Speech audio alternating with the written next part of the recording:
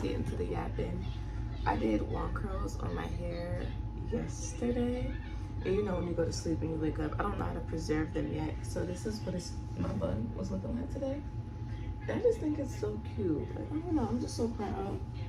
So proud of my natural hair for looking good. Like, she's flourishing again. And we love that for me, because there was a time when I just had no energy, nothing to do my hair. Like, I kept my hair wrapped up in buns. I wasn't even, like, sock buns. I wasn't even taking care of it. It was dry, brittle. And with me doing my coaching certification, it talks about how, like, your hair, your hair is a reflection of your self-esteem. So if your hair is brittle and dry and damaged, you know what I mean. So week 6 of the Artist Way talks about recovering a sense of abundance. So y'all can see what I'm talking about. If you're keeping up with this journey, great.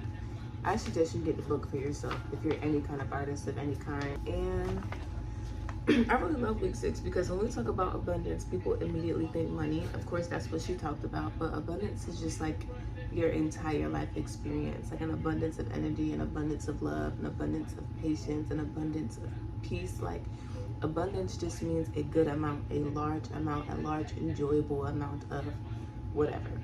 Please ignore the glare. I really want to use the lighting, but I don't want my I don't want to take my glasses off. So I'm trying to adjust that for y'all. But I really love week 6 because a lot of times when you are a creator or artist of any kind, you have a hard time thinking that, like, your art is going to generate income for you. You typically feel like you have to push it to the side and create a little small budget for the little things. Everything when you're an artist is little, and you kind of push that to the side. And it's like, nah, mama, you need to, like, really invest in your creative self. Because if you're going to be a poet, a rapper, whatever, like, whoever you are, your dance classes, your whatever you're trying to create, it's going to cost an investment. It should cost a good investment because you want to be able to have quality work. So if you have a talent, a hobby, say you want to be a DJ, like, you have to invest in getting the equipment. If you want to dance, you got to invest to take your classes. If you want to play a sport, it's an investment. You have to pay 9 times out of 10 for a lot of the things that you're in. And when you're also doing that, you would like to see a return back. Like, it's possible to be paid from your talents. It's possible to be paid from your passions and your hobbies and things that you enjoy. And that's what she really dived into for week 6, like, really connecting with yourself and understanding that, like, what you want to do the most, you might think it's silly. You might think, like, I love to talk and love to make videos, but I can't see myself getting paid to do that. Well, you're already setting a limiting belief and your lack of belief in God to be able to make the path for you to be able to get paid or earn income from whatever you're providing. Because honestly, if you're a person who you can provide value, you provide just a lot of, like, knowledgeable information, or you're a good source of support for other people, that is going to be repaid back to you. And a lot of times it will not always just be monetary. It can be paid back to you in great connections. It can be paid back to you in friendships. It can be paid back to you in experience. But that's the abundance that you need to be open to receiving. And that's what I really love about that part.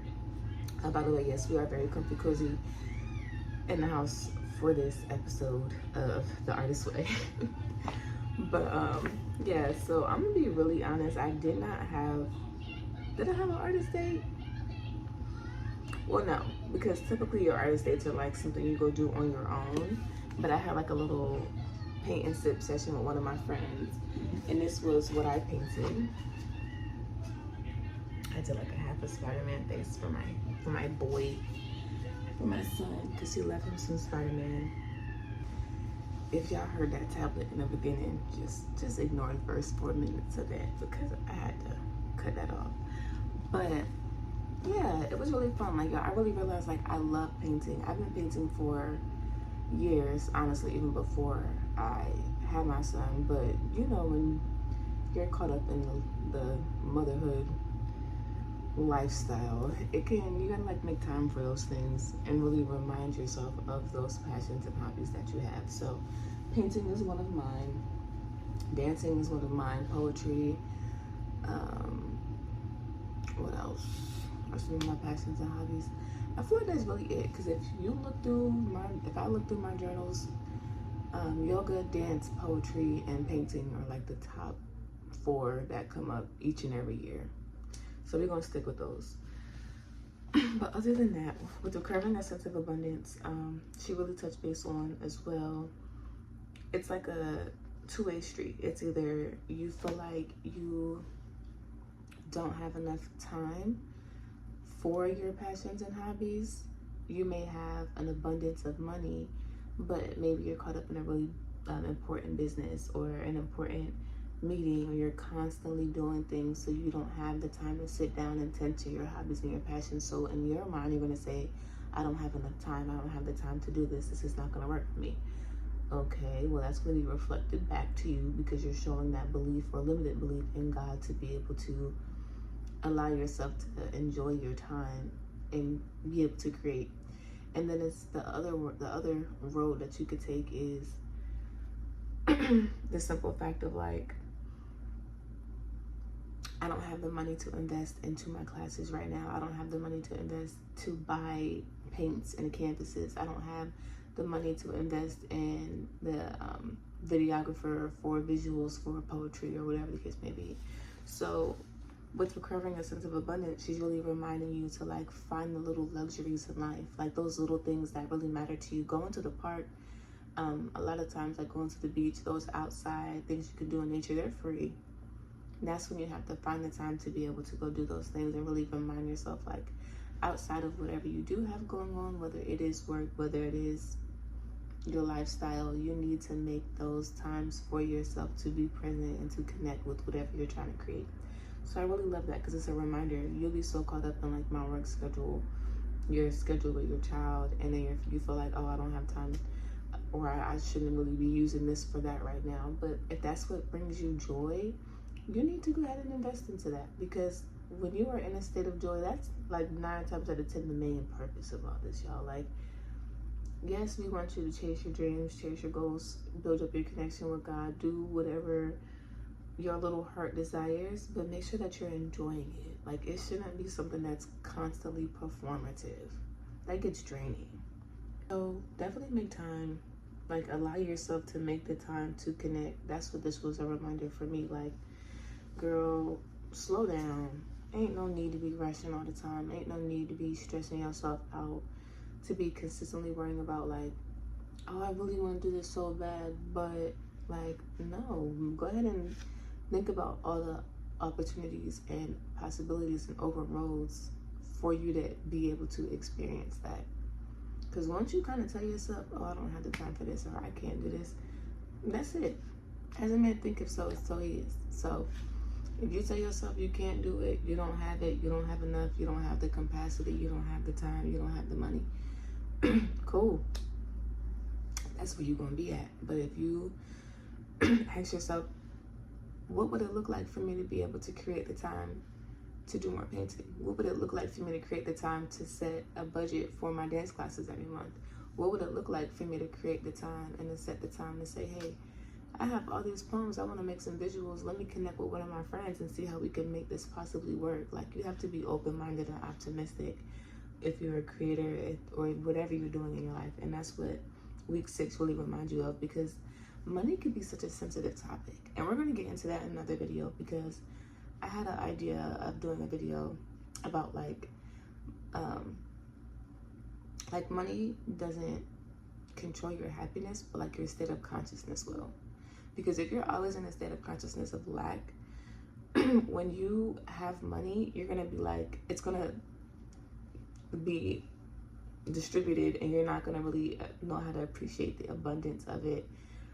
But when you're in a mindset of abundance, or when you're not as like frigid and tight about it, like you're allowing open channels for more abundance to flow to you. And that's another thing that it says. Okay, what it says here, all substance is energy in motion. It lives and flows. Money is symbolically a golden flowing stream of vital energy. So when you're doing like things that make you happy, things that you're passionate about, that's when you'll be able to be open to the flow of abundance. But if you're constantly like restricted or giving yourself a lot of resistance toward your passions and your hobbies and those impulsive, inspired moments of action, that's when you're going to be experiencing like the lack and the feelings of like, I don't have it, or is it really possible for me to be able to make an income from doing something that I'm passionate about? Because you're not going to see that for yourself. And that's okay. It's genuinely a process, because when it comes down to like your money habits or your money mindset, it stems from like childhood, honestly. So it depends on like what you grew up around and what you were accustomed to. So if you're spoiled 9 times out of 10 when you grow up as an adult, you're not going to look at money as a state of a lack. You're not going to feel like that's something that you don't have or that is hard to obtain because you grew up around it. It's nothing. But for others, if you don't grow up around having money, or if you grew up around people who maybe have like a lack consciousness, it will just take a lot of reprogramming of your mind and your nervous system to handle large amounts of money. And there's some books that definitely help with that, like Happy Pocket Full of Money and The Body of Money and I Will Teach You to Be Rich are some really good books that kind of help you open up your mind and allow you to be more receptive to the flow. Because a lot of times it really is just like, it's a man-made tool for transactions. And I think that because we see different things on social media and in this world, we kind of place it on a pedestal. And like once you start placing money on a pedestal above yourself, your passions, your hobbies, your morals, your values, it's going to be a little bit harder to balance those scales, because you're going to be feeling like it's something that you're constantly chasing, constantly having to go grab, when it's something more or less that will gravitate towards you, or you'll be able to magnetize, because maybe you have an abundance of energy, so you share and you create, and then that generates the income to come back. So that's another thing too. A lot of times we're like, oh, I can't create this right now because I don't have the money to do it. When if you create with what you have in that moment, you'll be surprised the different channels that money will be able to flow to you. And I understand this because I feel like for me, I've been able to speak things into existence, speak apartments into existence, jobs into existence, opportunities, like getting paid for dancing, paid poetry opportunities, just off of like, I wonder what that would be like if I was able to do this and get paid for it. And then once you kind of put that thought out there and you release it, things will start working in the ethers for you, and you will be so shocked and so surprised. And another thing about that is, once you do attract those opportunities to yourself, you need to be able to accept it. Like a lot of times you'll feel like, oh, like if you have something planned, like a photo shoot or event, you're getting ready to go somewhere and maybe something comes up and you're like, oh, maybe it's just not for me to go. It's not in the cards for me to go. Or maybe God just didn't want me to go there. That don't got nothing to do with God. That has all to do with, are you psyching yourself out from the opportunities that you manifested for yourself? So that's what I really be reminding myself, like, especially knowing that, like, I'm an abundant person. Like, I feel like I have an abundance of love, an abundance of wisdom, an abundance of patience and peace. And because of maybe, like, limited beliefs, I really don't like to say low self-esteem, because I don't have low self-esteem, but there was moments of life when I did. It can affect your perspective of yourself. So you won't feel like you're that abundant person when you really are. Like, you probably really have so many things within you that deserves to be heard, deserves to be shared, deserves to be seen. And once you really unlock that and unleash that, you'll be super surprised on the floodgates that open. It literally says also, seek ye the kingdom of God, and all things shall be added unto you. Which is very true, because when you stop looking for things outside of yourself and really look within, like, what do I have within me that I can share in the world today? What do I have within me that I can, allow myself to cultivate and create for it to be an experience for someone else? Like, a lot of times, if you have an idea to host an event, or if you have an idea to collaborate with somebody or to create something with somebody, you'd really be surprised on the opportunities and the exposure that will open up to you. And even in that, is a sense of abundance as well. It may not be a financial gain, but maybe you gain connections and open doors to things that you never thought was possible for you. So recovering a sense of abundance is a big reminder of that. Like, really, once you do open up your mindset and you allow yourself to be receptive to the abundance that you deserve, because abundance is your birthright. And the only time you may forget that is lack consciousness, the things that are programmed onto you, whatever the case may be.